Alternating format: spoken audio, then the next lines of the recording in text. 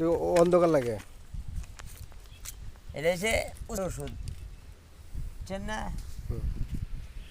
সব সারের সাথে মিশাই দিয়ে সুন্দর করে করবো, করলে গাছ হয়ে উষা গাছ হইতো না, ছোটো গাছ হইতো না, মরি গাছও থাকতো না, নতুন গাছও থাকতো না। এবার মিশাইয়া পরে আপনার পানি দেওয়া লাগবে একটু দেয়, লাল সালে মিশানোর লাগিয়া, নাই না লাল সাল উড়ে যাবো আরেকটা। তো পানি দেয়া তুমি ভিডিও করলে অনেকক্ষণ সময় ভিডিও করা লাগবো, বললে আমি বাঙ্গায় কয়ে দিতেছি। মুলাম করে লইলে জায়গাত করবো, মানে এক কানে লাল সার আরেক কানে যায় পড়বো। মিশ্রণ সার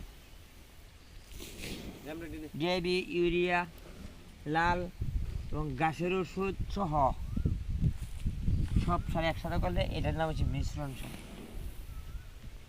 আজকালকার মিশ্রণ সার বিক্রি করে, এগুলি মিথ্যা, এই ভুল।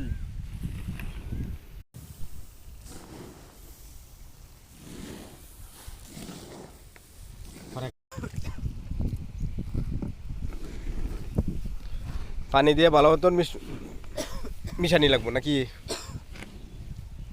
পানি দিয়া এটাকে ঘষলেই এটা মোলাম হয়ে দেবো। পিছলে লাল সার জায়গাটি থাকবো, দূরে হয়ে যেত না, এই বাতাসে উড়াইতো না। বাতাসে উড়াইতো না। তাছাড়া এই একখানা বেশি ভেজে লাল সার, একখানা কম পরে লাল সার, এই জন্য সাহা হয়ে জায়গা ধান, কোনো ধান বেশি হয়, কোনো কম হয়, সরা বাড়ি হয়, সরা লম্বা হয়।